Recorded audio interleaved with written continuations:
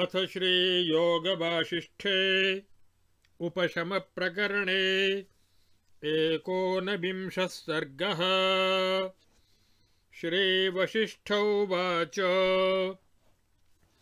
अत्रैवोदाहरन्तीममितिहासं पुरातनम् भ्रात्रोस्त्रिपथगातीरे संवादं मुनिपुत्रयोः।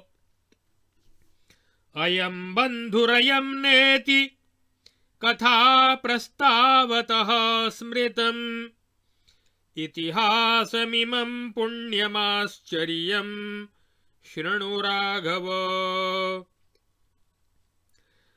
अस्त्यस्य जम्बूद्वीपस्य कस्मिंश्चिद् गिरिकुञ्जके वनव्यूहमहोत्तंसो महेन्द्रो नाम पर्वतः। कल्पद्रुमवनच्छाया विश्रान्तमुनिकिन्नरः शृङ्गैराततमाकाशं जितवान्यः समुन्नतैः। ब्रह्मलोकान्तरप्राप्त शृङ्गकन्दरचारिभिः सामवेदप्रतिध्वान घुमघुमैर्गायतीव यः पयो मेदुरैर्मेघैर्लसितैः शृङ्गकोटिषु लताकुसुमसम्प्रोतैः कुन्तलैरिव राजते। यस्तदोड्डयनोत्कानां शरभाणां विजृम्भितैः विस्फूर्जति गुहावक्रैः कल्पाभ्राणि हसन्निव। येन निर्झरनिर्हादैः कन्दरान्तरचारिभिः समुद्रजलकल्लोलविलासो विजितोभितः। तस्यैकदेशे वितते रत्नसानौ मनोरमे मुनिभिः स्नानपानार्थं व्योमगङ्गावतारिता। तस्यास्त्रिपथगायास्तु तीरे विकसितद्रुमे रत्नाद्रितटविद्योते कचत् कनकपिञ्जरे। आसीदभ्युदितज्ञानस्तपोराशि रुदारधीः मुनिदीर्घतपानाम तपोमूर्तमिवापरम्। मुनेर्बभूवतुस्तस्य पुत्रौ द्वाविन्दुसुन्दरौ पुण्यपावननामानौ द्वौ कचाविव वाक्पतेः। स ताभ्यां सह पुत्राभ्यां भार्यया च सहैकया उवास सरितस्तीरे तस्मिन् सफलपादपे। अथ काले तयोस्तस्य पुत्रयोर्ज्ञानवानभूत् पुण्यो नाम च यो ज्येष्ठो गुणज्येष्ठश्च राघव। पावनोर्धः प्रबुद्धोऽभूत् पूर्वसन्ध्याम्बुजं यथा मौर्ख्यादधिगतो नाप्तः पदे दोलायितः स्थितः। ततो बहत्यकलिते काले कलितकारणे संवत्सरशते जीर्ण दीर्घदेहलतायुषी। अस्माद्भङ्गुरभूताढ्याद्वृत्तान्त शतभीषणात् रतिमुत्सृज्य संसारात् जरा जर्जर जीवितः कलनापक्षिणी नीडं देहं दीर्घतपा मुनिः जहौ गिरिगुहागेहे भारं वैवधिको यथा प्रशान्तकलनारम्भं चेत्यरिक्तचिदास्पदं पदं जगाम नीरागं पुष्पगन्ध इवाम्बरम् अथ भार्या मुनेर्देहं प्राणापानविवर्जितं दृष्ट्वा विलुलितं भूमौ बिनालमिव पंकजम् चिरमभ्यस्तया योगयुक्त्या पतिवितीर्णया तत्याज तनुमम्लानां षट्पदे पद्मिनीमिव भर्तारमेवानुययौ जनस्यादृष्टतां गता प्रभा गगनकोशस्थमस्तं यातमिवोडुपम्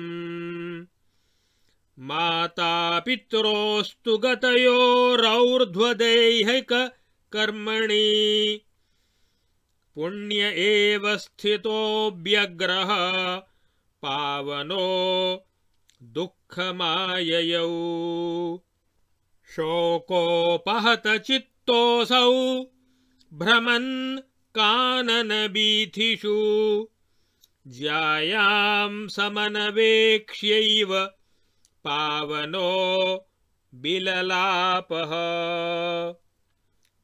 अथौर्ध्वदैहिकं कृत्वा मातापित्रोरुदारधीः आययौ विपिने पुण्यः पावनं शोकलालसम् पुण्यौवाच किं पुत्रघनतां शोकं न यस्यान्ध्यैककारणं बाष्पधाराधरं घोरं प्रावृट्काल इवाम्बुजम् पिता तव महाप्राज्ञ गतः सार्धं त्वदम्बया स्वामेव परमात्मात्मपदवीं मोक्षनामिकाम् तत्स्थानं सर्वजन्तूनां तदुरूपं विजितात्मनां स्वभावमभिसम्पन्ने किं पितर्यनुशोचसे ईदृशी तु त्वया बद्धा भावनेह विमोहजा संसारे यदशोच्योऽपि त्वया तातोऽनुशोच्यते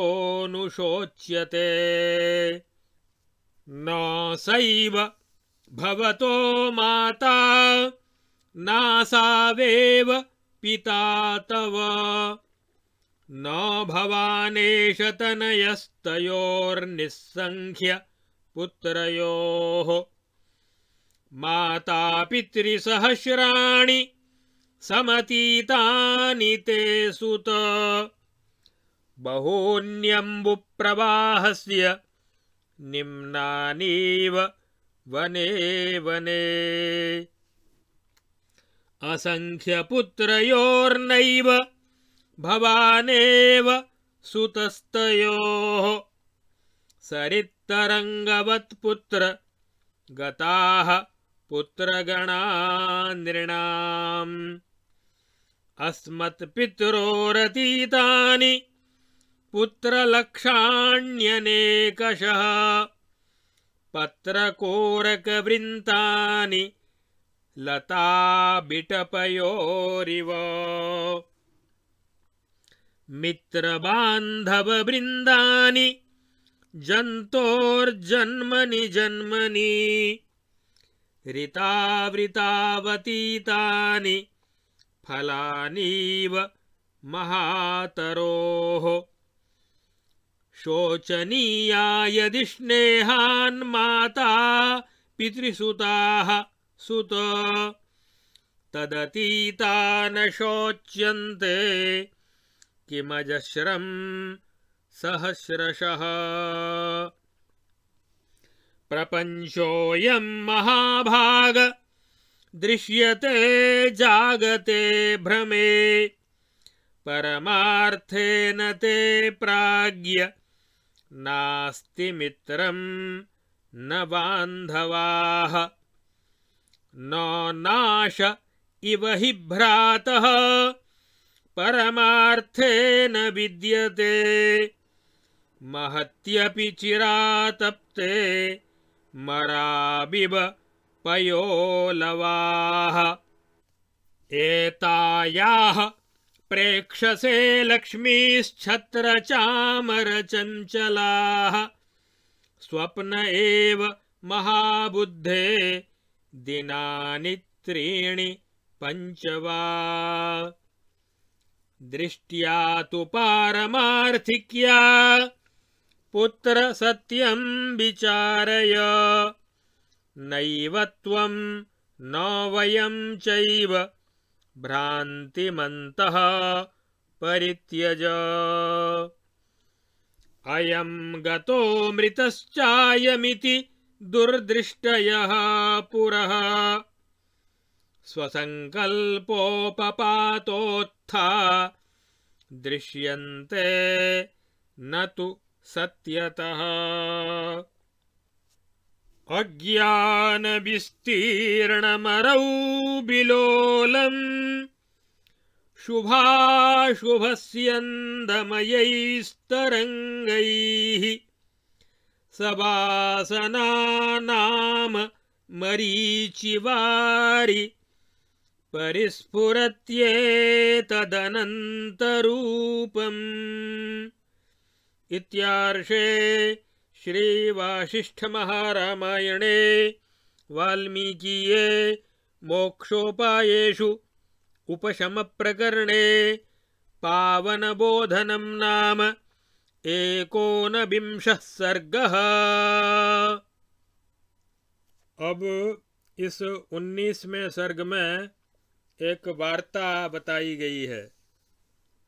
इस वार्ता को पुण्य और पावन का आख्यान कहा जाता है, जो कि पुण्य ने अपने पिता के शोक से पीड़ित अपने छोटे भाई पावन को बोधित किया।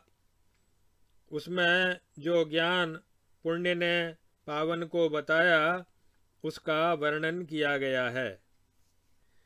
इसमें पिता माता के शोक से व्याकुल हुए अपने भाई पावन को पुण्य के द्वारा समझाया गया है कि जगत और उसके संबंध की असत्यता है, मिथ्यात्व है। इस विषय का प्रतिपादन किया गया है। श्री वशिष्ठ जी कहते हैं, हे रघुनंदन, इसी विषय में विज्ञ पुरुष इस प्राचीन इतिहास का उदाहरण दिया करते हैं। गंगा जी के तट पर दो मुनि कुमारों में जो परस्पर भाई थे, उक्त विषय को लेकर ही जो संवाद हुआ था, वही यह पवित्र एवं अद्भुत इतिहास है। तुम इसे सावधान होकर सुनो। इस जम्बूद्वीप की किसी पर्वतमाला में एक महेंद्र नामक पर्वत है। उसके एक देश में जहाँ सुविस्तृत एवं मनोरम रत्नमय शिखर है, मुनियों ने स्नान और जलपान के लिए आकाश गंगा को वहाँ उतारा था।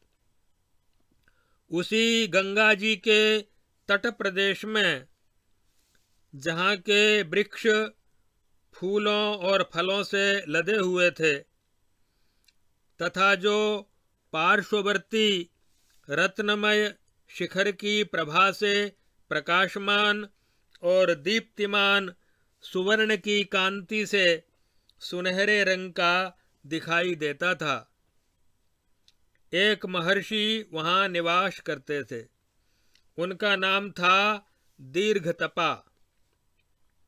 उन्हें सम्यक ज्ञान प्राप्त हो चुका था। वे तपस्या की राशि और उदार बुद्धि थे तथा तपस्या के मूर्तिमान रूप से जान पड़ते थे। उन महर्षि के 2 पुत्र थे जो चंद्रमा के समान सुंदर थे। उनके नाम थे पुण्य और पावन। उन दोनों पुत्रों और एक पत्नी के साथ वे मुनि गंगा जी के उस तट पर रहते थे जहाँ के वृक्ष फलों से भरे हुए थे। कुछ समय बीतने पर मुनि के उन दोनों पुत्रों में जो अवस्था और गुण दोनों ही दृष्टियों से ज्येष्ठ थे, वे पुण्य नामक मुनि सम्यक ज्ञान से संपन्न हो गए। परंतु उनके दूसरे पुत्र पावन का ज्ञान अधूरा ही रह गया। वे मूर्खता की सीमा से तो बाहर हो गए थे, परंतु उन्हें परमार्थ तत्व का यथार्थ ज्ञान नहीं प्राप्त हुआ। इसलिए वे बीच में ही झूल रहे थे।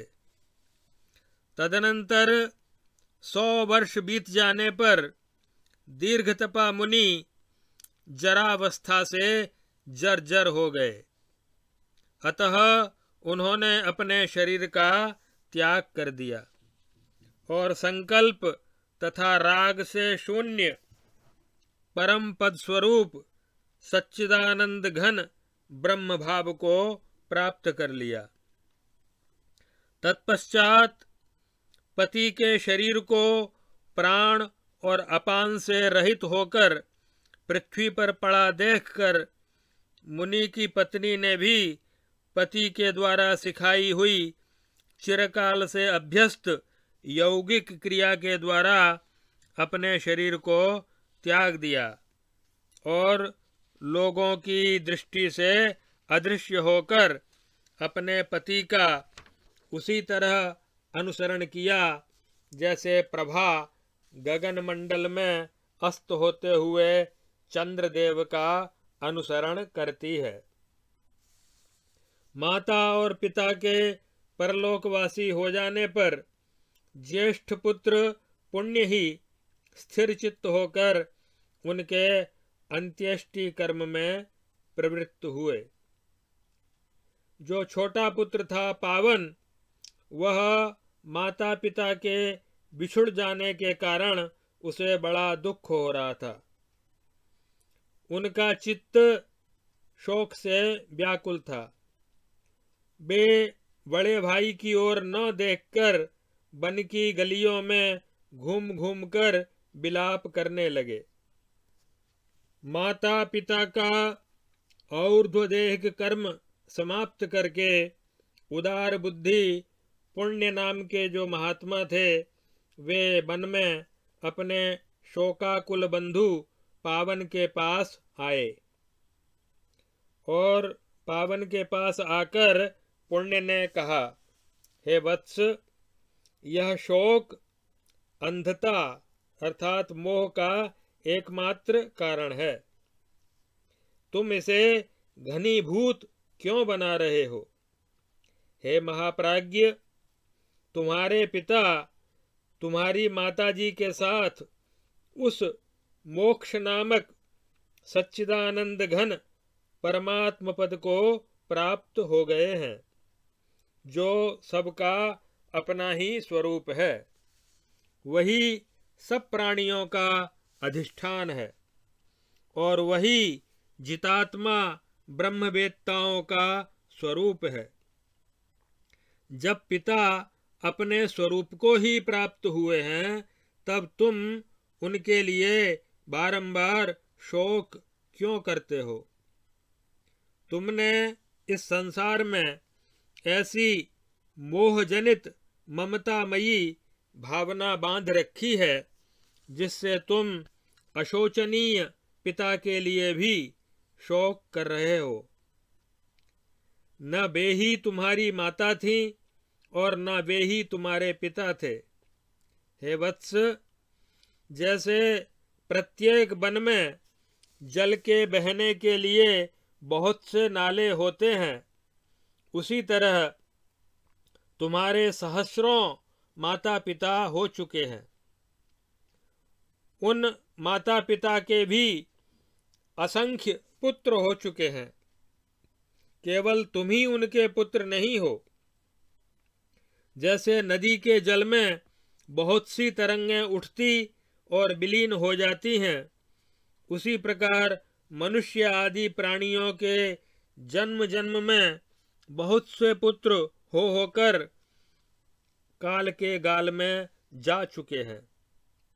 हे वत्स, यदि स्नेह के कारण माता पिता और पुत्रों के लिए शोक करना उचित ही है, तो पहले के जन्मों के सहस्रों माता पिता जो बीत चुके हैं, उनके लिए भी निरंतर शोक क्यों नहीं किया जाता? हे महाभाग, जगत की कल्पना के निमित्त भूत भ्रम या अज्ञान के कारण ही यह प्रपंच दिखाई देता है। हे विद्वन, वास्तव में तो तुम्हारे न कोई मित्र हैं, न बंधु बांधव ही हैं। हे वत्स, पारमार्थिक दृष्टि से सत्य क्या है, इसका तुम विचार करो। विचार करने से तुम्हें ज्ञात होगा कि न तुम हो न हम हैं। तुम्हारे अंतःकरण में जो भ्रम है, उसी के कारण इस जगत की प्रतीति हो रही है। अतः तुम उसे त्याग दो। यह गया, यह मर गया इत्यादि कुदृष्टियां अपने संकल्प रूप अज्ञान से ही उत्पन्न होकर सामने दिखाई देती हैं। वास्तव में इनकी कोई सत्ता नहीं है। इस प्रकार महर्षि वाल्मीकि प्रणीत वासिष्ठ महारामायण के देवदूतोक्त मोक्षोपायों में उपशम प्रकरण में बड़े भाई पुण्य के द्वारा अपने छोटे भाई पावन को उपदेश का वर्णन करने वाला यह 19वां सर्ग पूरा हुआ।